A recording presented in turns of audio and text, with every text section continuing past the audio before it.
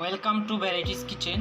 আজকে আমি আপনাদেরকে দেখাবো বাসায় কিভাবে সহজে চাইনিজ চাউমিন রেসিপি তৈরি করা যায়, যেটা স্বাদে গুণে অসাধারণ হবে।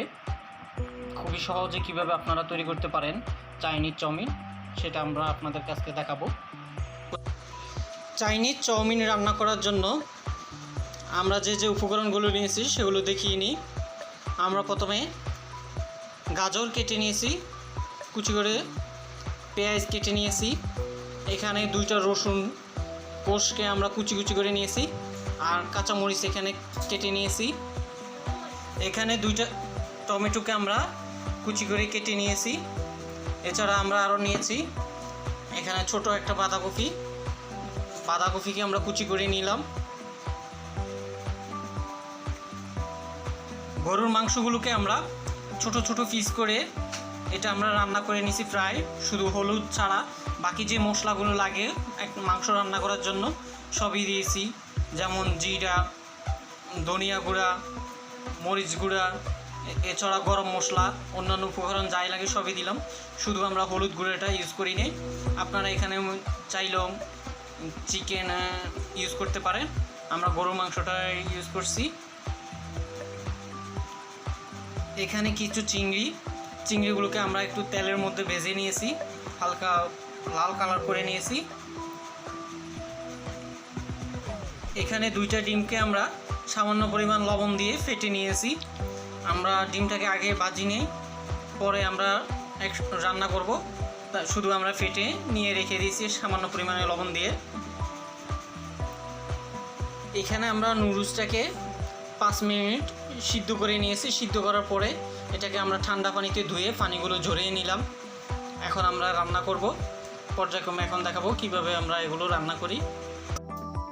এখন আমরা একটা কড়াইতে পরিমাণ মতো তেল নিয়ে নিব। আমাদের যেহেতু অনেক কিছুই ভাজতে হবে, সেহেতু আমরা তেলটা একটু পরিমাণে একটু বেশি ইউজ করব। তেলটা গরম হয়ে আসছে, এখন আমরা পেঁয়াজ কাঁচামরিচগুলো দিয়ে দিব।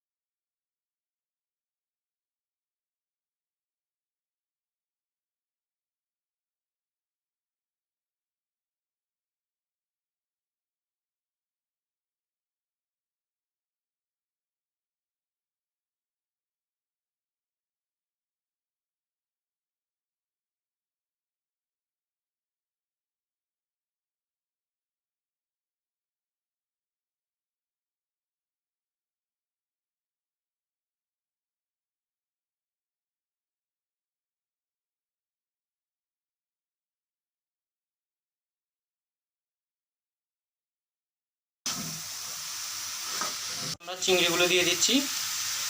চিংড়িগুলো দেওয়ার পর আমরা যে মাংসগুলো ভেজে রেখেছিলাম মাংসগুলো দিয়ে দিচ্ছি।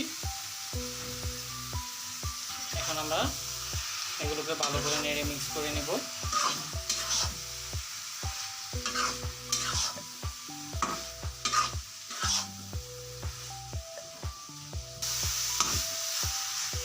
অনেক সুন্দর একটা মিক্সড কালার এসেছে, দেখুন ভ্যারাইটিস কালার, দেখতে অনেক সুন্দর লাগে, ভালো লাগে।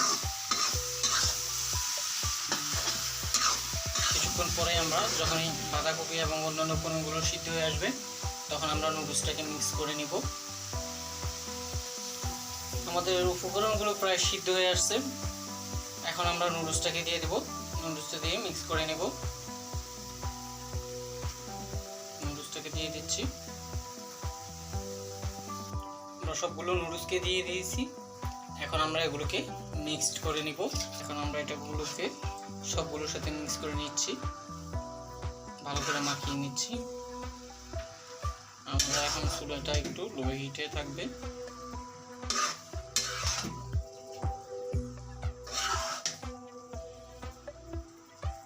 এইভাবে আমরা সবগুলোকে ভালো করে মিক্স করে নিব। আমাদের নুডলসটা প্রায় মিক্স করা হয়ে গেছে, এখন আমরা লো হিটে নুডলসটাকে কিছু সময় একটু ভেজে নিব। স্বাদটা আসার জন্য, অরিজিনাল ফ্লেভারটা আসার জন্য এবং স্বাদটা আসার জন্য লো হিটে আমাদের কিছুক্ষণ নুডলসটাকে ভাজতে হবে। এখন আমরা কিছু সময় ভাজবো লো হিটে। আর অবশ্যই সারাক্ষণ আমাদের নাড়তে হবে, কারণ না হয় নিচ দিয়ে লেগে যাবে, পোড়া গন্ধ হয়ে যাবে। সেই জন্য আমরা এটা যে কয় মিনিট আমরা লো হিটে রাখবো এখন সারাক্ষণ নাড়তে হবে। আমাদের চাইনিজ চাউমিনটা প্রায় হয়ে গেছে, এখন আমরা চুলাটাকে অফ করে দেব। এরপরে আমরা পরিবেশন করে নেব। হয়ে গেল আমাদের চাইনিজ চাউমিন। দেখেন কালারটা অনেক সুন্দর এসেছে, পুরো একদম রেস্টুরেন্টের মতো করে, এবং অসাধারণ একটা ফ্লেভার এসেছে। আর স্বাদটা তো আপনারা না খেলে বুঝবেন না যে অসাধারণ একটা স্বাদ এসেছে। তো আমাদের চাইনিজ চাউমিনের ভিডিওটা দেখে আপনারা নিজেরা বাসায় তৈরি করে নিতে পারবেন এরকম অসাধারণ চাইনিজ চাউমিন। আমাদের চ্যানেলটি এখনও যারা সাবস্ক্রাইব করেননি সাবস্ক্রাইব করে নিন, পাশে থাকার বেল আইকনটি ক্লিক করে দিন। আর আমাদের সাথে থাকার জন্য আপনাদের অসংখ্য ধন্যবাদ।